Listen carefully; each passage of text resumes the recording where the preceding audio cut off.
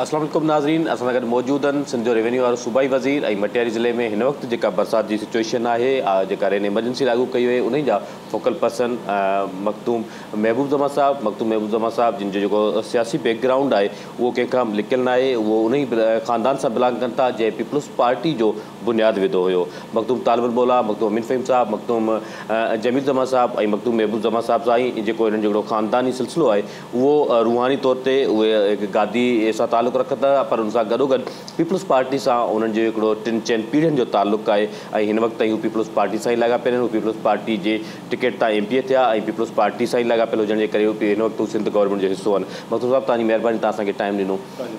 हिन वक़्तु जेका सिंध में सिचुएशन आहे, ख़ासि तौर ते ॿोॾि वारी सूरत हाल में तव्हांजो डिपार्टमेंट जेको रेवेन्यू डिपार्टमेंट आहे उन जो तमामु घणो कंट्रीब्यूशन आहे इन सॼी सिचुएशन में। त ॿुधाईंदो मटियारी ज़िले जी स्पेसिफिक छा सिचुएशन आहे, सिंध में केतिरो पाणी बीठल आहे ऐं पाणी निकाल जे लाइ तव्हांजी गवर्नमेंट छा पई करे?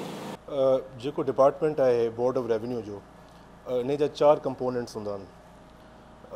हिकिड़ो त आहे रेवेन्यू, ॿियो हूंदो आहे लैंड यूटिलाइज़ेशन, टियों हूंदो आहे रिलीफ जो, ऐं चौथों हूंदो आहे रिहेबिलिटेशन जो। Previously J board of revenue ईअं रन थींदो हो। हाणे इहो बाइफिकेट थी 4 हिसनि में हिन खे विरहायो वियो आहे ऐं उहे ज़िम्मेदारियूं अलॻि अलॻि तौर ते विरहायूं वियूं आहिनि। जेको रिलीफ जो कमु आहे उहो असांजो एडवाइज़र साहब ॾिसे थो। लैंड यूटिलाइज़ेशन जेका आहे उहो असांजे CM साहब वटि आहे ऐं रेवेन्यू आउं ॾिसंदो आहियां। जेको रेवेन्यू जो किरदारु आहे न सिर्फ़ु हिन बोर्डुनि में, पर का बि क्लाइमेटी जेका अचे थी, को बि डिज़ास्टर थिए थो, जीअं पंहिंजी COVID-19 जो जेको टाइम हो, त उन में बि जेको रेवेन्यू जो जेको बि अमलो आहे पूरे प्रोविंस में, उन्हनि जी घणे में घणी contribution after health department of course उन्हनि जो इलाही रहे थो। ऑन ग्राउंड जेका सपोर्ट, जेका ऑन ग्राउंड जेका इस्टेब्लिशमेंट आहे और रेवेन्यू डिपार्टमेंट जी जेका स्ट्रेंथ आहे या जेका पोटेंशियल आहे तमामु घणी आहे ऐं फ्रंट लाइन ते कमु कंदा आहिनि रेवेन्यू डिपार्टमेंट वारा। जेको ही सैलाब ऐं जेको रेन एमरजेंसी जो जेको पीरियड रहियो आहे, इन में मटियारी ज़िले जा कुझु एरियाज़ तमामु शदीद अफेक्ट थिया, जिन में 4 खां 5 यूसियूं असांजे तालुको सैदाबाद आहे उन में, ऐं सिमिलरली मटियारी जो जेको तालुको आहे उन में, ऐं हिकिड़ी यूसी ऐं हिकिड़ी दह असांजे हाला तालुके जी। We were not expecting this त इन तादाद में एतिरी बारिश पवंदी ऐं उन में जेको नुक़सानु थियो त इट वॉज़ एक्सपोनेंशियल, तमामु घणो नुक़सानु थियो। असांजो 100% क्रॉप जेको असांजो हो 100% असांजो तबाह थियो आहे। 1.5 लाख एकड़ ज़िले मटियारी जो 100% तबाह थी चुको आहे। लाइव स्टॉक जा जेके जानवर आहिनि 16,000 प्लस उहे इफेक्ट थिया आहिनि। जेके असांजा कचा ऐं पका घर तबाह थिया आहिनि उहे सर्वे त हले पई। ईअं चीफ मिनिस्टर साहब हिकिड़ो फंड रिलीज़ कयो आहे पूरे सिंध में ताकी जेके असेसमेंट आहे जॉइंट सर्वे कई वञे, पर हेसि ताईं जेका असां सर्वे कई आहे, असेसमेंट कई आहे, त उन में 19,000 असांजा कचा ऐं पका घरनि जेके डिस्ट्रॉय थिया आहिनि। 51,000 माण्हू, 51,000 खां 52,000 माण्हू असांजा डायरेक्टली हिन में इफेक्ट थिया आहिनि ऐं अराउंड 2,50,000 माण्हू, 2.5 लख माण्हू डायरेक्टली और इनडायरेक्टली हिन में इफेक्ट थिया आहिनि। त it's a big loss for this entire decade. जेको ही पूरा डेकेड आहे 10 सालनि जो, तमामु वॾो असीं हिन में थोरो बैक थिया आहियूं, रिवर्स हलिया विया आहियूं। हींअर जेको अमल हले पियो उहो डी वाटरिंग जो आहे ऐं छोजे लोड शेडिंग तमामु घणी आहे, त उन जे करे डीज़ल जो ख़र्चो अचे थो, मशीन्स खे आणण जो ख़र्चो अचे थो, मैन पावर उन में इन्वेस्ट थिए थो। त we are in that phase right now, but we optimistic that within a month or two maximum we'll be able to de-water the areas। ऐं असांजो इहो आइडिया आहे त बाइज़त तरीक़े सां ऑनरेबली सभिनी माण्हुनि खे पंहिंजे घर मोकिलियूं। जंहिं हद ताईं डिस्ट्रीब्यूशन ऐं जेका इक्विपमेंट असीं ॾींदा आहियूं रिलीफ में, त आई थिंक आउं पाण पर्सनली हिकिड़ो को बि एरिया कोन्हे मुंहिंजे ज़िले जो, पूरे डिस्ट्रिक्ट जो, जेको मूं पाण ख़ुदि विज़िट न कयो हुजे ऐं पाण मूं डिस्ट्रीब्यूशन कई आहे। हिकिड़े माण्हू सां पुॼो आहियां। चेयरमैन PPP बिलावल भुट्टो ज़रदारी साहब जा इहे क्लियर इंस्ट्रक्शंस हुआ पूरी कैबिनेट मेंबर्स खे ऐं MPs खे त पाण हिन खे मॉनिटर कनि, ऐं सिमिलरली CM साहब ऐं चेयरमैन बिलावल पाण सभु असीं ऑन ग्राउंड हुयूं। इंशाल्लाह बहितरी आई आहे वधीक ईंदी इंशाल्लाह। जी मजमूई तौर ते पाणी जी सिचुएशन कल बि कैबिनेट जी मीटिंग हुई, यकीन जाम खान शोरो साहब ब्रीफिंग ॾिनी हूंदी हुन में, ऐं सीएम साहब वटि इजलास थींदो रहंदो आहे। छा सिचुएशन आहे, केतिरो एक्सपेक्ट छा था कयो त केसिताईं पाणी निकिरी वेंदो, ऐं मटियारी ज़िले में हिन दफ़े रबी जो फसल थी सघंदो, कणक जी पोखी करे सघंदा माण्हू? जेका एग्ज़िस्टिंग सिचुएशन आहे पूरे सिंध जी, जेको अपर एरियाज़ आहिनि असांजे सूबे जा, दादू, शहदादकोट, लाड़काना ऐं इन्हनि एरियाज़ में पाणी कुझु जाइनि ते स्टैगनेंट आहे यकीनन। ज़ाहिरी ॻाल्हि आहे, जेका वाटर लेवल डिक्रीज़ जीअं थींदो वेंदो त असीं पाणी खे डी वाटर कंदा वेंदासीं, पर छो जो पाणी जी तादाद तमामु घणी आहे त उन जे लाइ ओड़ा क़दम असीं खणूं पिया, ऐं यकीनन उन लिहाज़ सां थींदो। जेका तव्हां फ़सुल जी ॻाल्हि कई रबीअ जी, त आई डोंट थिंक सो त उहा पॉसिबल हूंदी, छो जो ज़मीनुनि खे नुक़सानु बि इलाही थियो आहे। सिर्फ़ु क्रॉप्स अगरि जेके फ़सुल तबाह थिया आहिनि, पर ज़मीनुनि खे डैमेज थियो आहे, त उन्हनि खे वरी वापसि करण में यकीनन मुश्किलात आहिनि, पर दुआ आहे या इंशाल्लाह उमेद आहे त कोशिशि ते थी वञे हलियो त बहितर आहे। अच्छा, मतिलबु माण्हू जेके आहिनि सो इहो एक्सपेक्ट कनि त नवंबर धारे पाणी निकिरी वेंदो या न डिसंबर लॻी सघे थो, छा सिचुएशन आहे हिन वक़्तु? ॾिसो, ही area to area situation differ थी करे।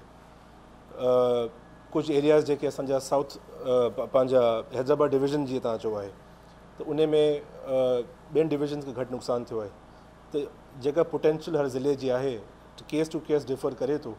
यकीनन किन ज़िलनि मां डी वाटर जल्दी थी वेंदो, किन में थोरो टाइम लॻंदो, पर वी आर पॉज़िटिव त by the end of December या मिड डिसंबर ताईं पूरे सिंध खे असीं डी वाटर करे वेंदासीं इंशाल्लाह, उमेद आहे। ज़बरदस्त हिकिड़ी सुठी होप तव्हां ॿुधाई आहे। ऐं इहो ॿुधाइजो त हीअ जेको ॿोॾि वारी सिचुएशन पैदा थी, हिन में जेका वधि में वधि नुक़सानु थियो माण्हुनि जो, उहो तव्हांजे डिपार्टमेंट उनखे यकीनन कलेक्ट हुनजी सर्वे कई हूंदी उनजी, त सिंध जी मजमूई छा सूरत आहे? सिंध जा घणा जेका माण्हू आहिनि उन्हनि जा घर ॾिठा आहिनि, सर्वे जो कमु तव्हां ॿुधायो हले पियो थो, तव्हां मटियारी ज़िले जी फिगर मूंखे शेयर कई, पर मजमूई तौर ते सिंध जी का फिगर साम्हूं अची सघी आहे हिन वक़्त ताईं त केतिरा माण्हू आहिनि जिन जा घर मुकमल तौर ते तबाह थिया आहिनि, केतिरा पार्शली डैमेज थिया आहिनि, केतिरा जेके आहिनि सो एकड़ ज़मीन आहे उहा बिल्कुलु हिन वक़्तु पाणी हेठि आहे ऐं उहा जेका हिन बरसातनि जे करे मुतासिर थी आहे? ॾिसो, का बि सर्वे करण जे लाइ हिकिड़ी फंड्स रिक्वायर्ड हूंदा आहिनि, ऐं जेके एग्ज़िस्टिंग असांजो जेको नेटवर्क आहे डिपार्टमेंट जो, त जेको उन में जेको रेगुलर बजट हूंदो आहे त उन तहत सर्वे करणु मुमकिन कोन्हे। उन जे लाइ चीफ मिनिस्टर हींअर नओं फंड जारी कयो आहे सभिनी डिप्टी कमिश्नर्स खे पूरे सिंध में, 25 लख ॾिना विया आहिनि पर डिप्टी कमिश्नर। आई बिलीव, वरी बि चेक कंदुसि त हू हर ज़िले जी असेसमेंट करे ॾियनि, पर कंसोलिडेट अञा फिगर्स पूरी तरीक़े सां कोन थियनि, छो जो अञा we are in the process of collecting the results. जेको मटियारी जो, छो जो मूंखे ज़िम्मेदारी जो मुंहिंजो फोकस घणो मटियारी ते हो, त जेको रोड नेटवर्क आहे उहो भले तबाह थियो आहे, जेके असांजी स्कूल जी बिल्डिंग्स आहिनि ऐं गवर्नमेंट जी ॿी बिल्डिंग्स आहिनि, छो जो दे वर being used as relief camps. तव्हांखे ख़बर आहे त स्कूल पंहिंजा घणो करे यूज़ कया वेंदा आहिनि एज़ रिलीफ कैंप्स, त तमामु शदीद नुक़सानु थियो आहे रोड नेटवर्क असांजो। जॾहिं शुरू में मूं ब्रीफिंग वरिती हुई ज़िले में त 32 किलोमीटर खां वधीक नुक़सानु थियो, तॾहिं माना महीनो ॾेढ पुराणी ॻाल्हि आहे, त यकीनन हाणे जीअं पाणी हटियो आहे त वधीक असीं कलेक्ट कयूं पिया रिज़ल्ट्स। त अगरि मजमूई सूरत हाल ॾिसूं पूरे सूबे जी, त अगरि पाण एवरेज खणूं त अगरि 1.5 लख एकड़ तबाह थियो आहे, फ़सुलु तबाह थियो आहे हिते मटियारी में, त ॿिया असांखां वॾा ज़िला आहिनि, त यकीनन उन्हनि जा नंबर्स सिमिलर हूंदा या उनखां एक्सीड कंदा हूंदा, त हज़ारों एकड़ अफेक्ट थिया आहिनि हिन में, ऐं लखे माण्हू डिस्प्लेस थिया आहिनि, लखे माण्हू अफेक्ट थिया आहिनि, ऐं हज़ारनि लखनि जी तादाद में, नॉट मिलियंस, पर घर तबाह थिया आहिनि असांजा। ॿियो लाइफ स्टॉक तव्हांखे यादि हूंदो, तव्हां बिलोंग था कयो थरपारकर खां, त जॾहिं ड्राउट ईंदो आहे पंहिंजे थरपारकर में, त घणे में घणो अफेक्ट जेको माण्हू थींदा आहिनि पंहिंजे लाइफ स्टॉक ऐं कैटल जे करे। त इहा सिचुएशन सिर्फ़ु थर में आहे, पर इहा लागू थिए थी पूरे सिंध में बि। रोज़गार माण्हुनि जो घणो रहे थो पंहिंजे माल मवेशी जानवरनि सां, त उहो बि हज़ारनि में नुक़सानु थियो आहे। पर इहा जेका सर्वे कराए पई सिंध हुकूमत, उन जो आइडिया ई इहो आहे त असीं पहिरीं इहे सभु रिज़ल्ट कलेक्ट कयूं, गॾु करे पोइ हिकिड़ो प्लान पेश कयूं काबीना में, ऐं जेतिरा असांजा वसाइल आहिनि सिंध हुकूमत जा, वफ़ाक़ी हुकूमत सां गॾु असीं इन जो हिकिड़ो कनेक्शन ठाहे करे माण्हुनि खे रिहेबिलिटेट कयूं। अच्छा, तव्हां ॻाल्हि कई मटियारी ज़िलो, छाकाणि तव्हांजो फोकस हुयो उते सॼो तव्हां रिलीफ जो जेको एक्टिविटीज़ आहिनि हुन में तव्हां हिसो पिए ते वरितो। हिकु हफ़्तो अॻु में मटियारी में माण्हुनि एहतजाज कयो आहे हिन सॼे मामले ते, खेबर वारे रोड ते, तव्हांखे यादि हूंदो उहो। उनखां पोइ उते जा जेके ख़ुदि तव्हांजी जेके फैमिली जा माण्हू आहिनि मखतूम रफ़ीक ज़मा साहब उहे बि क़िस्म जा एलिगेशन्स लॻाईंदा रहिया आहिनि त सिर्फ़ु हिकु फैमिली आहे, हिकु माण्हू आहे जेको सॼो डिस्ट्रिक्ट मटियारी खे हाईजेक कयो वेठो आहे। ॿियनि जेके पीपल्स पार्टी जा अॻुवाननि या वरी वेंदो तव्हांजा जेके चाचा आहिनि उन्हनि खे बि उतां जी जेका लोकल गवर्नमेंट आहे DC लेवल जा जेके ऑफिसर आहिनि उन्हनि खे रेस्पॉन्स न पिया कनि। इन ॻाल्हि में केतिरी सदाकत आहे? ॾिसो, एहतजाज मुख़्तलिफ़ जॻहियुनि ते थींदा रहंदा आहिनि ऐं इहो हिकिड़ो एहतजाज तव्हां मूंखे त ॼाणायो आहे, पर मुख़्तलिफ़ एहतजाज टाइम टू टाइम नंढे स्केल ते वॾे स्केल ते इहे थींदा रहंदा आहिनि, यकीनन थियनि पिया। पर यूजली इहे उहे माण्हू आहिनि जेके डिस्प्लेस थी रहनि पिया नेशनल हाईवे जी जेका पट्टी आहे उन ते, ऐं उन्हनि सां जेको असांजी पुलिस एडमिनिस्ट्रेशन आहे, डिप्टी कमिश्नर आहे, इलाही सॉफ्ट अप्रोच रखी आहे उन्हनि ऐं ऑनरेबली इज़त सां सभिनी सां उन्हनि हू कयो आहे। जंहिं हथे तालुकात के सेटिस्फाई आहे पीपल्स पार्टी मां, असांजे MPs मां ऐं ॿियनि जाइनि तां, या मुंहिंजे ख़ानदान मां मुंहिंजे जेके असांजा चाचा आहिनि, त उहे मूं लाइ क़ाबिल एतिराम आहिनि। उन्हनि जी राय जेका बि हूंदी उहा उनजी इज़त कई वेंदी, छो जे मुंहिंजो वास्तो अहिड़ो आहे उन्हनि सां। पर अगरि का शिकायत अथनि त मूं सां उन्हनि शेयर कोन्हे कई, यकीनन कनि हा त उनजो उन नमूने सां डील कयूं ऐं पूरे ज़िले में जेको फॉर्मेट रखियो आहे सिंध हुकूमत, त उहो हिकिड़ो फोकल पर्सन रखियो आहे गवर्नमेंट हिकिड़े ज़िले में, यूजली ईअं थियो आहे। त जेके मटियारी खां वॾा ज़िला आहिनि, जीअं घोटकी थी वियो, खैरपुर थी वियो, सांगड़ थी वियो, त उते बि हिकिड़ो फोकल पर्सन तैनात कयो वियो आहे। त यकीनन अहिड़ी शिकायत ॿियनि जाइनि ते बि हूंदी। जेको कैबिनेट जो मेंबर थिए थो उहो वधीक इन्फ्लुएंशियल हूंदो आहे इन टर्म्स ऑफ एडमिनिस्ट्रेशन ऐं संभालण में। त इहो तासुर अगरि वियो आहे त उन्हनि मूंसां शेयर कोन्हे कयो, पर अगरि कंदा त या उन्हनि जी जेका आहे रिजर्वेशन दूरि कंदा। कुझु ॾींहं में पोइ DC मटियारी मामले ते मीटिंग बि कई ऐं जॾहिं CM साहिब को लेटर बि लिखियो ऐं सॼी सिचुएशन साम्हूं आई, पोइ उहा त पोइ जेके उन्हनि जा इन क़िस्म जा जेके रिजर्वेशन न रुगो उन्हनि जा, पर बाक़ी जेके जामोट फैमिली आहे उन्हनि जा बि हिन दफ़े जेके बल्दियाती फार्म ते जेके भराया आहिनि कुझु माण्हुनि, त उहे बि आज़ादु उम्मीदवार तौरु के माण्हू साम्हूं आया आहिनि जेके आहिनि पीपल्स पार्टी जा बेसिकली, पर उन्हनि आज़ादु तौरु उन्हनि खे बि फैमिली जा ई माण्हुनि जी सपोर्ट आहे। छा चवंदो तव्हां उन ते? ॾिसो, जेके असांजा पीपल्स पार्टी डिस्ट्रिक्ट जो जेको प्रेसिडेंट आहे उहे ऑन बोर्ड आहिनि पूरे हिन डिस्ट्रीब्यूशन जे प्रोसेस में। मुख़्तलिफ़ मीटिंग्स में उहे शामिल रहिया आहिनि, मूंसां गॾु शामिल रहिया आहिनि ऐं ही इज़ वेरी सेटिस्फाइड। जेको असांजो सेनेटर आहे जामोट साहब, he is on board, he is very satisfied.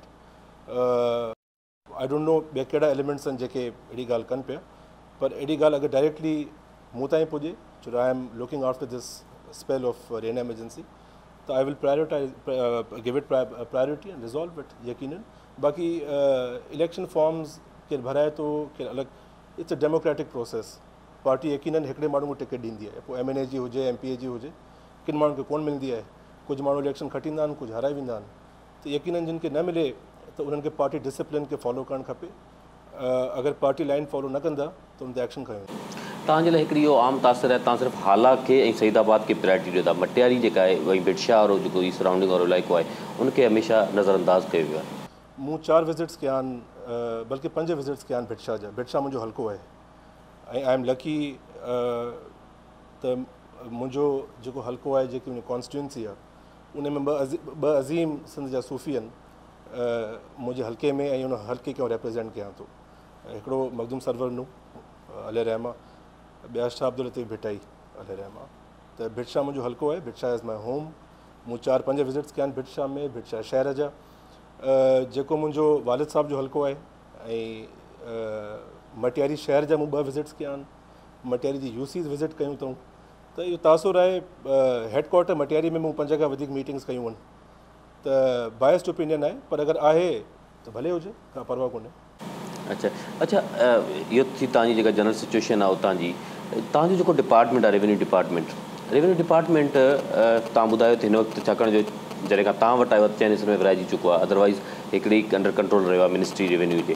सो जेके AC आहिनि, सब डिवीज़न्स हाणे ख़तमु थी चुकियूं आहिनि, पर उनजे बावजूदि हर तालुके ते हिकिड़ो AC बि आहे, मुख़्तियारकार बि आहे। त सम्झो था 108 जेके असिस्टेंट कमिश्नर आहिनि उहे ख़ज़ाने जे मथां भार बणियल आहिनि, उनखे ॿिए पासे किथां शिफ्ट कजे या वरी उनजो मुतबादिल ॻोल्हिजे। उहे 108 न रुगो AC आहिनि, पर उन्हनि जूं ऑफिसिस आहिनि, उन्हनि जो स्टाफ बि आहे, उन साॻी तालुके में मुख़्तियारकार बि वेहे थो, त पोइ उन्हनि जी ज़रूरत छो थी महसूसु?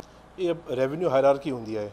मुख़्तियारकार थिए थो 16 ग्रेड में, डिप्टी कमिश्नर असिस्टेंट कमिश्नर जेको हूंदो आहे 17 में थींदो आहे, ऐं मूविंग फॉर्वर्ड डिप्टी कमिश्नर 18-19 में ईअं अपॉइंट थींदा आहिनि। जेके हिननि जा ट्रांसफ़र जी पोस्टिंग्स हूंदियूं आहिनि और कॉन्टम्पलेट कंदो आहे APT रूल्स आहिनि सिंध में असांजा अपॉइंटमेंट एंड ट्रांसफ़र रूल्स जेके उन तहत थींदा आहिनि ही ऐं ACs जी ज़रूरत यकीनन आहे ऐं इहा इन पोस्ट खे त रहणु खपे छो जो it's a very important A की पोज़ीशन मुख्तार जे मथां हिकिड़ी हायरार्की वाइज़ हिकिड़ी चेक एंड बैलेंस बि रहे थो ऐं इट्स एन एडमिनिस्ट्रेटिव पोस्ट कॾहिं तव्हां ॾिसंदा आहियो त ACs खे मुख़्तलिफ़ ॿियूं ज़िम्मेदारी मिली वेंदियूं आहिनि केयरटेकर पीरियड में लोकल गवर्नमेंट जूं एडमिनिस्ट्रेटरशिप जूं टाउननि जूं त ही बिल्कुलु बोझ कोन्हे सिंध हुकूमत ते हिन पोज़ीशन खे जेको SDM-शिप खे डिवॉल्व करे हिन खे आंदो वियो आहे त it's a very good decision हिन खे सपोर्ट करणु खपे। अच्छा हिन वक़्तु जेका सिंध में सिचुएशन आहे उहा त तव्हांजे साम्हूं आहे त ॿोॾ वारी सूरत हाल माण्हू सख़्तु परेशान आहिनि पर हिकु सिंध में वॾो इशू आहे उहो इहो आहे त रेवेन्यू जी जेके ज़मीनूं आहिनि उन्हनि ते कब्ज़ा आहिनि तमामु घणा सरकारी ज़मीनूं ख़ासि तौर ते रेवेन्यू डिपार्टमेंट जूं जेके लैंड्स आहिनि उन ते न रुॻो इहो पर जेके अवेक्यू प्रॉपर्टीज़ आहिनि उन्हनि ते बि कब्ज़ा आहिनि अवेक्यू लैंड जेके आहे उन्हनि ते कब्ज़ा आहिनि ऐं ॿुधायो इहो थो वञे त उन्हनि माण्हुनि जा कब्ज़ा आहिनि जेके तव्हांजी पार्टी सां बिलोंग कनि था ख़ासि तौर ते थर वारा जेके आहिनि इस्लामकोट सिटी जॾहिं खां उनजी अहमियत वधी आहे त उनजी सराउंडिंग में जेके अवेक्यू प्रॉपर्टी जेके माण्हू हिंदू माण्हू लॾे विया हुआ उन्हनि जी जेके ज़मीननि ते कब्ज़ा आहिनि कुझु माण्हुनि जा। ऐं जेको तव्हांजो सुवालु आहे उनखे फ्रॉम द अदर एंड ऐं जवाबु ॾींदुसि जेको इस्लामकोट जी तव्हां ॻाल्हि कई त इहा हिकिड़ी ख़ुशख़बरी आहे पंहिंजे पूरे जेके डेज़र्ट एरियाज़ आहिनि पंहिंजे सूबे जा उन्हनि जे लाइ त चीफ मिनिस्टर साहिबु ज़मीन जे सर्वे जो मूंखे इहो टास्क ॾिनो त जेके असांजा डेज़र्ट एरियाज़ आहिनि अछड़ो थर थी वियो दादू जा एरियाज़ आहिनि या थरपारकर उमरकोट सॼो जेको बेल्ट आहे त इहा जेका ज़मीन आहे जेका पई आहे बैरन लैंड आहे सॼी त इन्हनि जी सर्वे कयो वञे ताकी इन खे असीं कंसोलिडेट करे रेवेन्यू रिकॉर्ड में आणियूं ऐं पोइ हिन खे स्लोली असीं माण्हू हिन खे यूज़ कनि यूटिलाइज़ कनि एज़ प्रॉपर ज़मीन। पहिरियों जेको तालको असां खयो आहे हिन में उहो इस्लामकोट आहे इन में जंहिंजी सर्वे हलंदड़ आहे ऐं जेको मुंहिंजो सेक्रेटरी आहे मुंहिंजे डिपार्टमेंट जो senior member board of revenue मूं उनखे डेलीगेट कयो आहे हीउ टास्क उन में मुख़्तलिफ़ MPs आहिनि असांजा उन कमेटी में ऐं डायरेक्ट सेटलमेंट सर्वे जेको आहे असांजो उहो उनजो सेक्रेटरी आहे कमेटी जो उहे कनि पिया छो जो डेज़र्ट एरियाज़ आहिनि त उन्हनि में सर्वे टीम वञणु थरपारकर में सर्वे करण लाइ असांखे एक्स्ट्रा फंड जी ज़रूरत हुई जंहिंजे लाइ CM साहिबु इनशाला उन खे आउट ऑफ बजट अप्रूव कंदा ऐं एरियाज़ खे असीं सर्वे कंदासीं पूरी ज़मीनुनि खे। जेका तव्हां ॻाल्हि कई आहे इंक्रोचमेंट्स जी मुख़्तलिफ़ एरियाज़ में इंक्रोचमेंट्स आहिनि पंहिंजे सिंध में त यकीनन इन ते असां सख़्तु तरीन एक्शन खयो आहे। मूं वटि एंटी इंक्रोचमेंट जो डिपार्टमेंट आहे विंग आहे मूं वटि cell within the department त उहा कराची में बि कमु करे पई मुख़्तलिफ़ एरियाज़ में जेके ज़िलनि में एंटी इंक्रोचमेंट जो जेको हेड आहे उहो डिप्टी कमिश्नर हूंदो आहे मुख़्तार का रिपोर्ट ठाहे मोकिलींदो आहे FIR कटे डिप्टी कमिश्नर खे ऐं उहो पोइ यकीनन ऐं हर ज़िले में असांजी फोर्स मौजूदु आहे थोरी या वधीक त उन तहत कार्रवाई थींदी आहे त असांखे जेका बि रिपोर्ट्स अचनि थियूं कब्ज़नि जूं इंक्रोचमेंट्स जूं जीअं फॉरेस्ट लैंड जे ज़मीनुनि ते कब्ज़ो हो त उन्हनि ते कमु कयो आहे revenue department with police rangers and other जेके म्यूनिसिपल कॉर्पोरेशन आहिनि असांजूं ऐं असीं हटाईंदा आहियूं इंक्रोचमेंट पर आफ्टर द ड्यू प्रोसेस। अच्छा इन सां हिकिड़ो सप्लीमेंट क्वेश्चन इहो आहे त तव्हांजे डिपार्टमेंट जेको एंटी इंक्रोचमेंट फोर्स आहे जेका तव्हांजे मातहत आहे ॿुधायो थो वञे त उहो सिर्फ़ु मुखालफ़नि जे ख़िलाफ़ु कूड़ा केस दाख़िल करण जे लाइ इस्तेमालु थींदी रहंदी आहे जीअं हलीम अदल शेख साहिब जे ख़िलाफ़ु जेका एंटी इंक्रोचमेंट फोर्स वारा केस दाख़िल कया आहिनि त इन ॻाल्हि में केतिरी सदाकत आहे वाक़ई तव्हांजो डिपार्टमेंट जेको ख़ासि तौर ते एंटी इंक्रोचमेंट फोर्स आहे उहा मुखालफ़नि जे लाइ इस्तेमालु थिए पई? ॾिसो हर विंग जो हर सेल जो हिकिड़ो डेज़िग्नेटेड ऑफिसर हूंदो आहे ऐं उहो एज़ पर रूल्स ऐं एज़ पर लॉ उन्हनि शयुनि खे ॾिसंदो आहे। इलाही शयुनि खे असीं माइक्रो मैनेज कोन कंदा आहियूं मक़सदु CM जे लेवल ते या मिनिस्टर जे लेवल ते कुझु जेके डेज़िग्नेटेड ऑफिसर्स हूंदा आहिनि उहो एज़ पर लॉ पंहिंजो कमु कंदा आहिनि। कंहिं पर्सनैलिटी जे ख़िलाफ़ु अगरि का शइ इस्टेब्लिश थियो थी वञे हिकिड़ी शइ प्रूफ थियो थी वञे त उन जी कानून जे तहत कार्रवाई इहो हुन ऑफिसरनि जो प्रोगेटिव आहे। इहो तासुर त हिन खे यूज़ पियो करियो वञे या पोलिटिसाइज़ करियो पियो वञे त इन खे औरत कंदसि इन ॻाल्हि खे। अच्छा वरी पाण अचूं था हिकिड़े स्पेसिफिक इशू ते त छाछरो सिंध जो क़दीमी शहर आहे थरपारकर ज़िले जो शहर आहे उनजी जेका 130 एकड़ ज़मीन आहे जेका तक़रीबन उहा उते को माण्हू खे मालिकाणो हक़ु नथो मिले रेवेन्यू डिपार्टमेंट जे त उते उहो कॾहिं उन्हनि माण्हुनि खे आख़िर रेवेन्यू डिपार्टमेंट जेका आहे उनखे मालिकाणा हक़ु मिलंदा उनजी जेके लीगलिटीज़ आहिनि उहे कॾहिं उन्हनि माण्हुनि ताईं पहुचंदियूं? इन जे बाबति मूंखे स्पेसिफिक त इंफॉर्मेशन हिन टाइम कोन्हे ऐं इहो इशू अगरि रेज़ करे डिप्टी कमिश्नर मुंहिंजे सेक्रेटरी सां, त उनखे असीं प्रायोरिटी ॾेई अहमियत ॾेई करे उनखे हल कंदासीं। जेका सर्वे कयूं पिया असीं इस्लाम कोट जी ऐं डेज़र्ट एरियाज़ जी, इहे बि असांजा MPA साहिबु जेके आहिनि राणा हमीर सिंह सोढा साहिबु, उन्हनि जे ई उन्हनि ई हिन शइ खे कंसेप्चुलाइज़ कयो आहे ऐं ॾाढो सुठो कमु कनि पिया। पर इन तहत असीं वधीक छाछरो यकीनन हिकिड़ो क़दीमी शहर आहे सम्झो, ऐं इन शइ खे असीं अगरि सही तरीक़े सां मूं वटि अचे थी, मुंहिंजो ऑफिस में मूंखे डेस्क ते मिले थो हुयो, त उन ते असीं ज़रूरु कमु कंदासीं।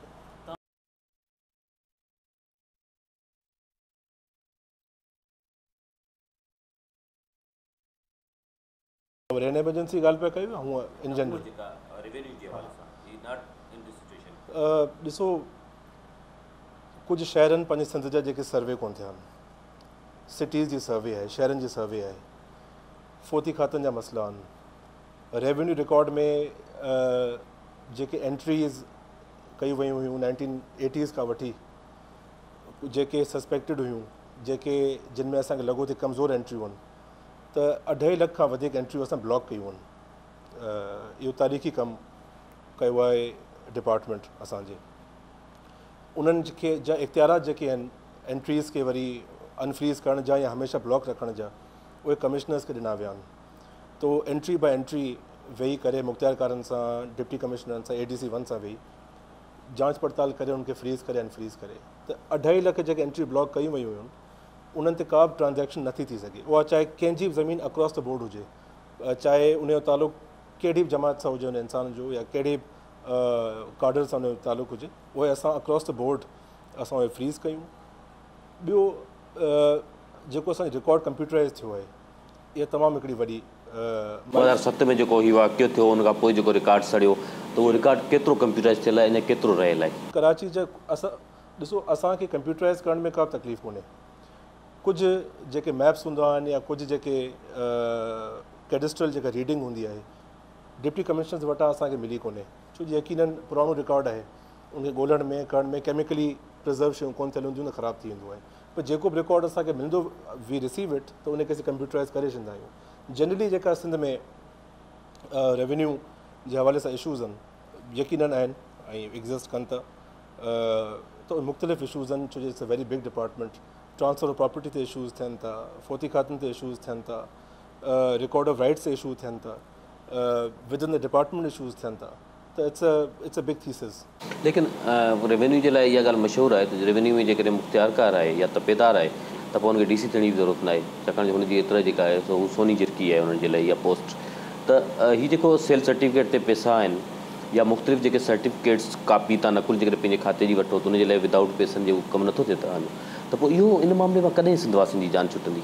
ॾिसो, करप्शन हिकिड़ी बीमारी आहे जेका पूरे पाकिस्तान में पकड़ियल आहे, ऐं जेतिरा बि डिसिप्लिनरी एक्शन मुंहिंजे टेन्योर में खया विया आहिनि, आई डोंट थिंक त अगरि ॿियनि सूबनि खे पाण भेटे ॾिसूं हुन सां, पंजाब, बलूचिस्तान या KP खे, त उन्हनि एतिरो डिसिप्लिनरी एक्शन खयो हूंदो पंहिंजे ऑफिसर्स ते, सख़्तु सज़ाऊं ॾिनियूं अथऊं। असां माण्हुनि खे सस्पेंशन माइनर पेनल्टी हूंदी आहे, असां मेजर पेनल्टीज़ हुन ते इम्पोज़ कयूं आहिनि, असां माण्हुनि खे टर्मिनेट कयो आहे, कुझु माण्हू हाणे सर्विस ट्रिब्यूनल्स में हलिया विया आहिनि। इहो ई एज़ अ मिनिस्टर असीं करे सघूं था त सज़ाऊं ॾियूं, ऐं अहिड़ो एग्ज़ाम्पल ऐं अहिड़ो प्रेसिडेंट सेट कयूं असीं त ग्रास रूट ते तब्दीली अचे। यकीनन जेके शयूं मूं मीडिया ते ॿुधियूं आहिनि, मीडिया जे ज़रिए, या जेका असांजी हिकिड़ी विंग आहे विद इन द डिपार्टमेंट, उनखे चवंदा आहिनि इवेल्यूएशन एंड इंस्पेक्शन, उन तहत असां वटि जेके बि अचनि था केसिस, त उन्हनि ते मूं सख़्तु सज़ाऊं इम्पोज़ कयूं आहिनि। हिन वक़्तु घणियूं इंक्वायरीज़ आहिनि जेके ऑनगोइंग आहिनि सिर्फ़ु करप्शन जे ख़िलाफ़ु? फिगर्स त आई डोंट हैव, पर इहो रिकॉर्ड असीं ईअं मेंटेन कंदा आहियूं त जिन जे ख़िलाफ़ु एक्शन खणी छॾींदा आहियूं, त उनखे असीं पंहिंजे आर्काइवल डेटा मां हटाए उनखे वरी पोइ स्टोर करे छॾींदा आहियूं पंहिंजे फाइल्स में। त एग्ज़िस्टिंग केसिस घटि हूंदा यकीनन, छो जो असां एक्शन खया आहिनि टाइम टू टाइम। अच्छा, इहो थी तव्हांजे डिपार्टमेंट जे हवाले सां। तव्हांजी फैमिली जे हवाले सां हिकिड़ी ॿी ॻाल्हि साम्हूं ईंदी हुई त मखदूम साहिबु विच में जेका आहे सो पार्टी सां थोरो पासीरा हुया, इहा बि ॻाल्हियूं हुयूं हलंदड़ त पार्टी छॾीनि पिया था मखदूम जमील ज़मान साहिबु। वरी जॾहिं क़ाइम अली शाह साहिबु CM हुया तॾहिं उहे उते पहुता हुया, हुननि खे परचाए वरितो। त हीअ छा इशूज़ आहिनि? तव्हांजी जेका फैमिली आहे उनखे पार्टी क़यादत नज़रअंदाज़ करे थी? ॾिसो, पाकिस्तान पीपल्स पार्टी पूरे पाकिस्तान जी आई बिलीव त वाहिद पॉलिटिकल सिस्टम आहे जेको थॉरली डेमोक्रेटिक आहे ऐं पीपल्स पार्टी इहो कल्चर इंट्रोड्यूस कयो आहे त पंहिंजे सभु उन्हनि जी रिजर्वेशन्स पुछियूं वञनि ऐं उन्हनि ते कमु कयो वञे। जेको असांजो तालुक़ु आहे पीपल्स पार्टी सां उहो हिकिड़ो पॉलिटिकल त यकीनन छो पार्टी पॉलिटिकल आहे त रहियो आहे, पर पीपल्स पार्टी असांजी फैमिली आहे। जेको भुट्टो फैमिली आहे, जेको ज़रदारी फैमिली आहे, त उनखे we treat that family as our own family ऐं उहे बि असांखे ईअं ई ट्रीट कंदा आहिनि घर जो भाती वांगुरु। सिर्फ़ु इहा वजह कोन्हे त पीपल्स पार्टी जो बुनियादु हाला शहर में असांजे घर में पियो, पर असांजा हिकिड़ा ट्रेडिशनल ऐं कल्चरल वास्ता आहिनि ॿिन्ही फैमिलीज़ सां जेके पीपल्स पार्टी जे क़याम खां पहिरीं जा आहिनि with Bhutto family and Zardari family. त अहिड़ा इशूज़ एग्ज़िस्टिंग त कुझु सालनि खां साम्हूं कोन आया आहिनि, पर जेके ॻाल्हियूं हूंदियूं आहिनि, मुशावरत हूंदी आहे त उन्हनि खे ॿियो रंग ॾिनो वेंदो आहे, मीडिया में मिस रिपोर्टिंग थी वेंदी आहे। बाक़ी ऑल इज़ वेल ऐं वी आर वन फैमिली। मतिलबु मखदूम साहब जी जेके पीपल्स पार्टी खां अलॻि वारी जेके ॻाल्हियूं आहिनि उहे का बि कोन्हे ऐं मखदूम फैमिली जेका आहे पीपल्स पार्टी खां कॾहिं बि अलॻि न थींदी, इहो चई सघिजे थो इंशाअल्लाह ताला। ऐं इन्हनि शयुनि में का सदाकत कोन्हे। पॉइंट रेज़ कंदा आहियूं पॉलिटिकल जेके डिस्कशन्स थींदियूं आहिनि, जेके फोरम्स आहिनि असांजा, जीअं सेंट्रल एग्ज़ीक्यूटिव कमेटी आहे या जिसनि जी पार्लियामेंट्री पार्टी जी मीटिंग्स थियनि थियूं, त उन्हनि में पार्टी लीडरशिप जे साम्हूं इहे शयूं रखियूं वेंदियूं आहिनि ताकी डिस्कशन थिए। बाक़ी रिजर्वेशन्स इन हद ताईं त अला ख़ुदा न ख़ासिता अलहदगी थिए या छा, त इहो सभु सदाकत का कोन्हे हिननि में। इंशाअल्लाह इहो ई आहे त चौथी जनरेशन आहे पाकिस्तान पीपल्स पार्टी सां, त इंशाअल्लाह अॻियां बि ईअं रहंदो। तव्हांजी जेका फैमिली आहे सिंधी अदबी बोर्ड जो बुनियादु सम्झो त मखदूम तालिब साहब जे ज़माने खां ई पियो ऐं उहे ई पहिरियां चेयरमैन हुया सिंधी अदबी बोर्ड जा। सिंधी अदबी बोर्ड जो हींअर जेको आहे सो चेयरमैन उहो बि तव्हांजो चाचो ई आहे। त हीउ जेको नसल दर नसल जेको चेयरमैनशिप मुंतक़िल थिए पई, सम्झो था इदारनि जी जेका चेयरमैनशिप आहे उहा बि ईअं ऐं फैमिलीज़ टू फैमिलीज़ नसल दर नसल ईअं मुंतक़िल थियणु खपे या उनखे प्रॉपर तरीक़े सां हलणु खपे।